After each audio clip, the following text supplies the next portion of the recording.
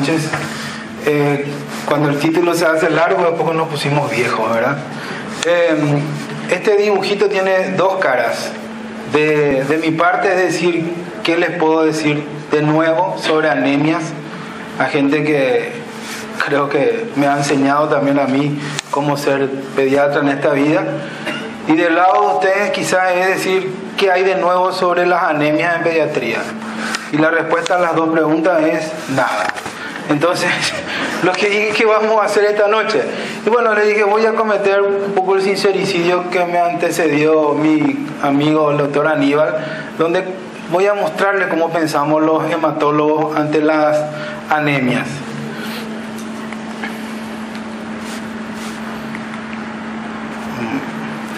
Bueno, la definición de anemia es la desviación del porcentaje de la hemoglobina del hematocrito en dos desviaciones estándar por debajo de la cifra normal. El problema para nosotros los pediatras es que las cifras normales son todas estas.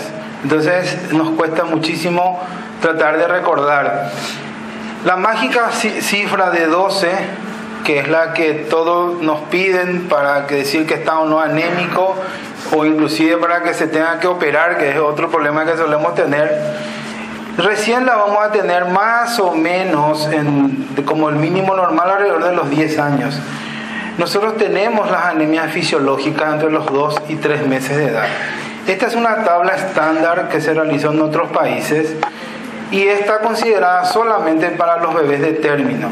Nosotros estamos teniendo una población cada vez mayor de recién nacidos de pretérmino por las cesáreas adelantadas y todas esas historias nuevas que se están dando, sobre todo en el privado. Entonces estas tablas pueden estar un poco sobrelevadas con respecto a lo que realmente tenemos. Pero creo que 7, no lo puedo afirmar porque no hay estudios que certifiquen, sería el mínimo de la hemoglobina que puede desarrollar un prematuro entre los 2 y los 3 meses de edad.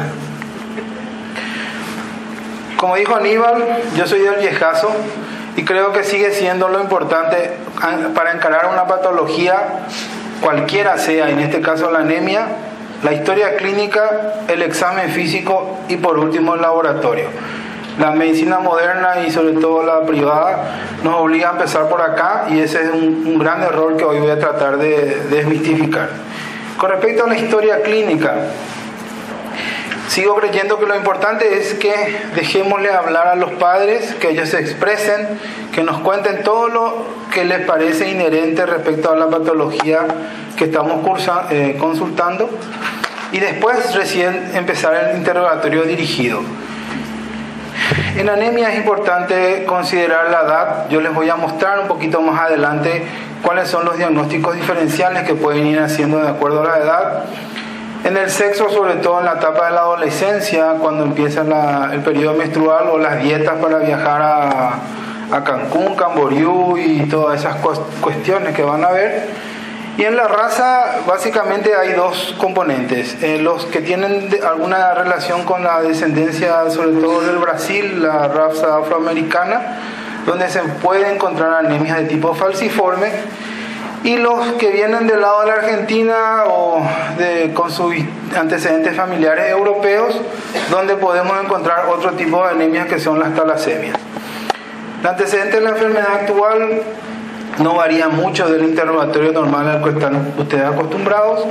Sí, el consumo de algunas medicaciones, sobre todo el exceso de uso de antiinflamatorios, que puede asociarse o no a pérdidas gastrointestinales. Es difícil que en privado lo vean, pero alguna vez hemos hablado de expulsión de parásitos o algún análisis positivo que le haya dado para parásitos. Y acá sí me quiero detener un poquito en la alimentación. Básicamente lo que le preguntamos a los padres, a la madre o a la empleada doméstica que le acompaña al niño al consultorio privado, generalmente es ¿qué come la criatura? Y la respuesta es de todo. Ese es clásico, come de todo, pero sin embargo está anémico. Entonces ahí lo que hay que centrarse es qué tipo de comidas hace. Y casi van a terminar sabiendo que lo que más hace es tomar leche y yogur. Bueno, entonces siguen preguntando y dice, ¿y come carne? Y la respuesta va a ser sí, come carne. Y generalmente nos quedamos hasta esa pregunta. Y yo hoy les quisiera dar una siguiente recomendación, que es mastica la carne y traga la carne o solamente chupa y después deja al costado del plato. Esa pregunta no la hacemos y esa respuesta a esa pregunta es la que hace el diagnóstico de que no está ingiriendo carne. Bueno, con respecto a las infecciones frecuentes, esto está más en relación a cierto tipo de enfermedades y también en relación a las gastrointestinales. A veces consideran muchas veces que hay procesos diarreicos que asocian a infección y lo que están probablemente debutando es un chico con algún tipo de malabsorción, sobre todo las enfermedades celíacas que terminan transformándose después en anemia severa. Y como les dije, la historia familiar, si hay o no algún antecedente familiar y de qué tipo de anemia se trata. Al examen físico también, como siempre decíamos con Wilfrido, el primer examen físico es mirar, nunca es tocar. ¿Y cuáles son los órganos que después de mirar, tocar? Vamos a ver, piel y mucosas. No se fijen solamente en la piel, hay pacientes de tez oscura y pacientes de tez clara, no sirve, hay que ver las mucosas principalmente.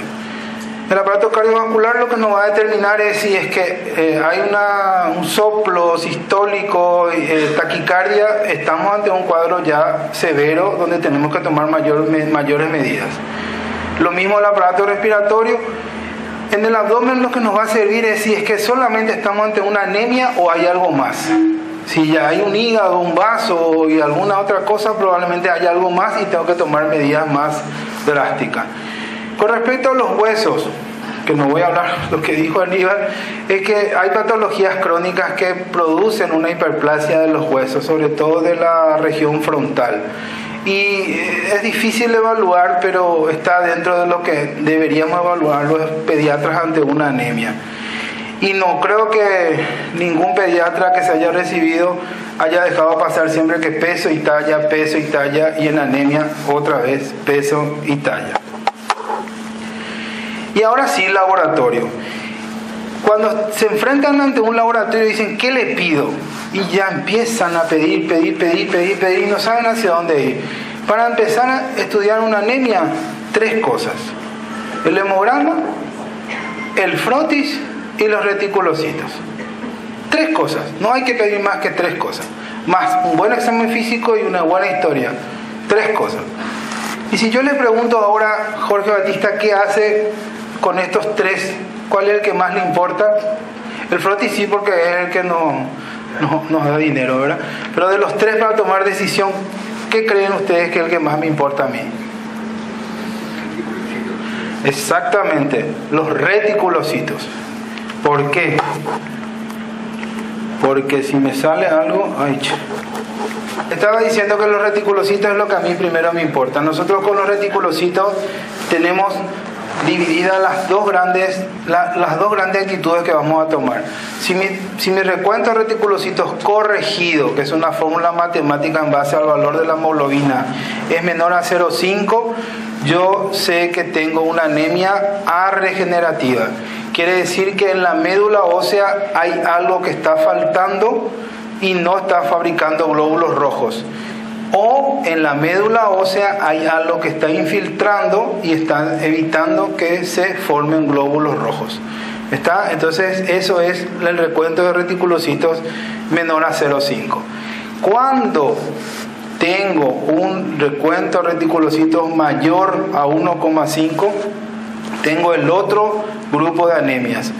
O tengo una anemia, o sea, que se llaman anemias regenerativas, o tengo una hemorragia. Obviamente hablamos de hemorragias gastrointestinales pequeñas que no se pueden evidenciar, o tengo una anemia hemolítica. Después vamos a la parte de lo que nosotros como hematólogos les colaboramos a ustedes, que es evaluar los tamaños, el color y la forma de los diferentes elementos de la serie roja. Cuando hablamos de tamaño, desde el punto de vista de los contadores electrónicos, que ya casi todos disponen en sus hospitales, siempre tienen que fijarse en el volumen corpuscular medio. Saber que el volumen corpuscular medio más o menos es de 70 femtolitros más la edad en años del paciente. Y recordar siempre que los recién nacidos tienen un BCM muy aumentado. Entonces, si el hematólogo me está informando, primero mi hemograma me informa que mi BCM es normal, yo tengo que pensar en el medio de mi línea que estoy ante anemias que pueden ser o hemorragias o hay una infiltración dentro de la médula ósea. Si el tamaño de mis glóbulos rojos es pequeño, que es lo que llamamos microcítica, vamos primero por llamarlo de una manera 90% de las veces a la deficiencia de hierro. En algunos casos va a haber unas enfermedades congénitas como la talasemia y la infección. Eso también les voy a recordar ahora y más adelante. No estudien las anemias durante los procesos infecciosos. Preocúpense por resolver la infección y a posteriori veremos cómo resolver la anemia. Y sin embargo mi volumen corpuscular es grande, o tengo una deficiencia de folatos y B12, o estoy ante un paciente que está hemolizando. Voy al color. Terminé de ver el tamaño, ahora informo el color. El color en los contadores automatizados se ve en la concentración de la hemoglobina corpuscular media, que es más o menos de 28 a 32 picogramos. Si el color es normal, estoy nuevamente en el medio, estoy o sangrando o la médula no está fabricando. Si tengo color bajo, hipocromía, me falta hierro, me falta talasemia o estoy ante una infección. O sea, la famosa anemia microcítica hipocrómica. Y por el contrario, la basofilia difusa, que es lo que nosotros vemos, que es un color celeste más o menos, nos habla de hemólisis o de hemorragia. Y acá sí es el ojo del hematólogo, que no se puede reemplazar por los equipos automatizados. Digan lo que venden estos equipos, es en la forma de estos glóbulos rojos. Ya nosotros podemos rápidamente, habiendo evaluado la historia familiar, habiendo hecho un buen examen físico, habiendo tenido algunos resultados y mirando en el frotis de sangre periférica, si vemos esferocitos, ¿verdad?, dependiendo de la edad del paciente y del resto de los cuadros, podemos pensar que es una esferocitosis congénita o en algunos casos la hemólisis, sobre todo por incompatibilidad de AB0. Si vemos los famosos esquistocitos, que son los glóbulos rojos fragmentados, si tenemos un paciente que está con una insuficiencia renal aguda, con anemia y plaquetopenia, entonces tengo un síndrome urémico hemolítico. Si tengo un paciente con una alteración de la crasis, con trastornos hemorrágicos, más la anemia, más la plaquetopenia y todo eso, estoy ante una sepsis. La poiquilocitosis son la falta de diferentes formas de los glóbulos rojos, que eso se ve sobre todo cuando hay hemólisis muy importante o cuando hay una deficiencia de hierro importante. Y esta es la más fácil de todas, que es la anemia falciforme. No vemos mucho y, como les dije, se ven muchos antecedentes de personas con familiares afroamericanos, sobre todo brasileños. Entonces, al final, ¿qué es lo que hay? ¿Qué es lo que tengo que hacer ante una anemia? Cuando tengo anemia tengo que pensar en 4 cosas nomás. O está sangrando, o está hemolizando, o está en un proceso infeccioso, o está en un proceso carencial. No hay que irse más de esto. 4 cosas es lo que tenemos como pediatras que pensar en el consultorio o en la sala de internación o la conducta que vamos a seguir.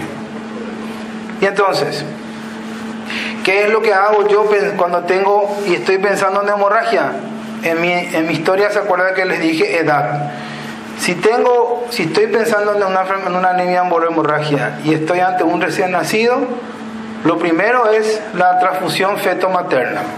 Tengo que preguntarle a los tetra, en realidad la feto-materna y la placentaria, si el niño cuánto tardó en clamparse el cordón umbilical, si estuvo más tiempo elevado que de lo normal, y eso es solamente hablando con el obstetra.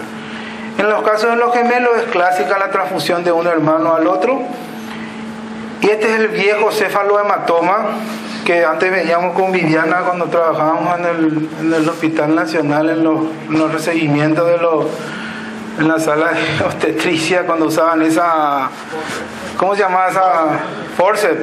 Esa cuchara ahí que le torturaba a la madre y al niño. Y así es de fácil. Pero ahora, en los tiempos modernos donde hay más cuchillitos y bisturí, hace poco me tocó ver de vuelta un cefalohematoma. Y te lo digo rápido, era un varón con cefalohematoma recién nacido. ¿Qué es lo que le pedí? Sub-TTPA. ¿Qué me dio el TTPA? Prolongado.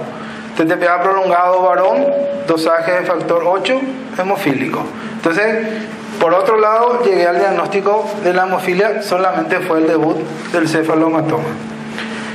En la lactancia está la hernia hiatal, que solamente estudiando con el guayaco y después veremos más adelante con qué estudiar. Y en la etapa escolar también sigue la hernia hiatal, en los divertículos de Meckel y en ocasionales la epistaxia. Si estoy pensando que tengo una anemia hemolítica y estoy ante un recién nacido, lo primero que tengo que buscar es la incompatibilidad de grupo y de factor. A veces no da la respuesta y ahí sí entran los paneles de anticuerpos irregulares y se hace un poquito más complejo, pero siempre pensar en la incompatibilidad de grupo y de factor. El buen frotis y el buen interrogatorio va a dar diagnóstico de enfermedades como la esferocitosis o la deficiencia de la glucosa 6-fosfato. Si estoy ante un lactante, ya pensar en talasemia, drepanocitosis o esferocitosis. Y si estoy en un escolar, talasemia, drepanocitosis y esferocitosis. En escolares acá no está, creo que me olvidé, también están las anemias hemolíticas autoinmunes, ¿sí? Donde lo importante es el interrogatorio previo de procesos infecciosos, etcétera, etcétera. En procesos infecciosos agudos, neonatal, el storch, la sepsis. En la lactancia, sobre todo estas infecciones en el aparato urinario que a veces no son demasiado manifiestas y sin embargo están. Y en los escolares las infecciones crónicas. Y por último, las carenciales. Como ven, el neonato está en blanco. El que le pide dosaje de hierro, B12, ácido fólico a un recién nacido está gastando plata. Mejor nomás, no sé. Entonces, nunca pensar en deficiencia de hierro. Hay un estudio que mostró que se hizo cuando en una ciudad que se llama Biafra, en África, no sé de qué parte, donde los niños de los recién nacidos, de esas madres súper desnutridas, no tenían deficiencia de hierro. O sea, evidentemente el feto consume todo el resto del hierro que le queda a esa madre. Como siempre digo como un chiste, es como un alien, absorbe todo lo de la madre. Entonces un recién nacido nunca va a tener anemia por deficiencia de hierro, ácido fólico o B12. Eso es muy importante. En la etapa de la lactancia sí ya entran todos los que ustedes conocen, tanto como en la época escolar, la deficiencia de hierro, la deficiencia de B12, la prematurez, que no es una enfermedad, es una anemia normal. El chico nace con menos combustible para mantenerse funcional. Entonces es muy importante, que les voy a mostrar después, cuándo agregar el hierro.